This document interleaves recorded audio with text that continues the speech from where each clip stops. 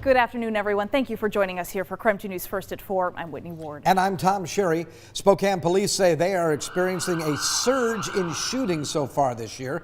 Police have responded to 26 shootings. That is triple the amount reported in the same 2-month time frame compared to the last 3 years. In fact, just this afternoon, SPD confirmed 2 more shootings in the last 2 days. One happened early this morning near Glass Park in North Spokane. The other happened yesterday at apartments near Joe Albee Stadium.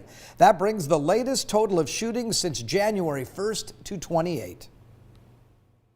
We don't know why there's an increase right now. We would sure like to understand that.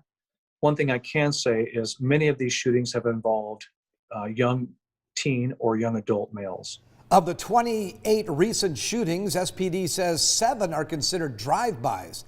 The department could not share where most of these crimes are happening in Spokane because most are still under investigation. Tonight at 5 o'clock, our Amanda Rowley will share what impacts this increase has on police resources and the safety of the community. Our other big story tonight, variants of the COVID-19 virus have increasingly spread across the country here in the last few weeks. Several cases have emerged in western Washington, sparking the Spokane Regional Health District now to keep a very close eye on situations and new infections here locally. Yesterday, a South African variant case was discovered in King County. Health officials there believe it could be one of multiple variants present in the state. We have to be mindful, we have to be aware, and we have to be diligent about our public health guidance, because the way you prevent transmission of these variants is the same way you prevent the transmission of the wild type or the native type virus. According to the Centers for Disease Control and Prevention, viruses constantly change through mutation. No variants have been found yet in Spokane. Interim Health Officer Dr. Frank Velasquez says distributing more vaccinations will help eliminate further spread. And 36 Spokane public school bus drivers are off work due to contracting or being exposed to COVID-19. Some parents say this has caused widespread delays for the kids to get to school, partly due to route changes, so drivers can pick up more kids. Why isn't there a backup plan in place? Because, it's a big possibility that COVID would hit, and there's no backup plan. Yeah, some parents even say they have to completely rearrange their schedule because they never know when their bus is coming. Morgan Trowell shares their frustrations with the district's lack of a contingency plan. This is coming up a little later on KREM 2 News at 5 o'clock.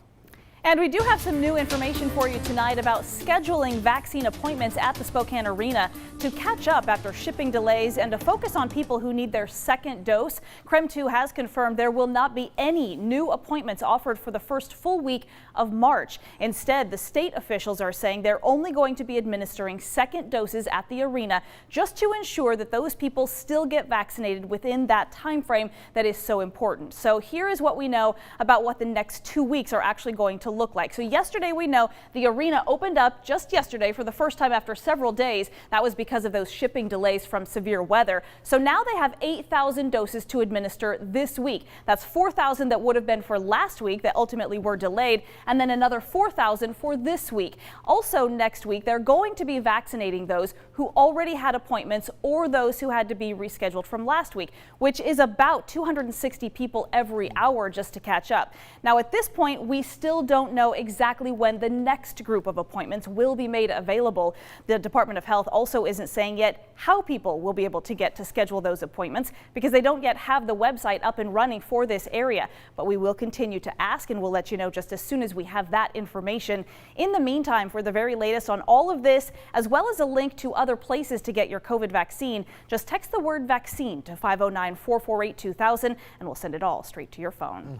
All right, let's check back in now with Tom Sherry as he is standing by talking about, I hope, the sunshine, which we all loved and enjoyed today, and we would love a repeat for tomorrow. Well, I hope you just embraced it today because you're not going to see it again. We're tracking more wet, windy, and wet weather on the way. As a matter of fact, look for morning snow and then rain and snow in the afternoon. We could get anywhere in the Spokane area between 1 and 3 inches. The mountain passes could get really hammered by this particular wet event headed our way. Snow showers on Friday, lingering snow showers showers, and then it will be a partly cloudy weekend with mostly dry weather expected for Saturday and Sunday. There's that sunshine that we were talking about. That's a live look downtown. 37 degrees. The wind is out of the south at 10 miles per hour. Look at the radar. It looks like we're not even showing you a loop until you look at just a few isolated snow showers over in areas of western Montana and eastern Idaho. But as you can see, no activity happening across the Pacific and the inland northwest.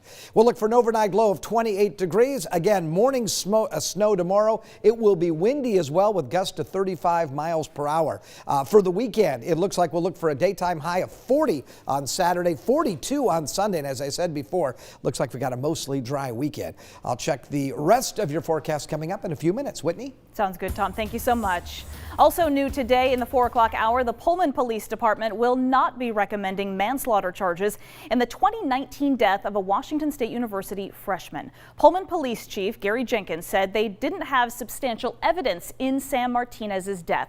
Now, according to the police report, he died of alcohol poisoning after drinking at an Alpha Tau Omega fraternity event. The Whitman County Coroner's Office said that Martinez had a blood alcohol level of 0.372 at the time of his death. Now, the department did recommend charges against 7 different individuals, including those that they say furnished alcohol to a minor, as well as hazing. But here's the thing, the statute of limitations has actually expired for hazing charges. Officials say the investigation took so long because many of the people involved don't live in Pullman full time, and also because they were waiting on forensics. The Whitman County Prosecutor's Office told KREM it has received the charging recommendations. Now they are reviewing them. God wanted me to be in that spot for some reason that day. UPS driver turned hero, and he didn't even know it. Coming up after the break, we share the story of a woman who says a local UPS driver is the reason that she's alive today.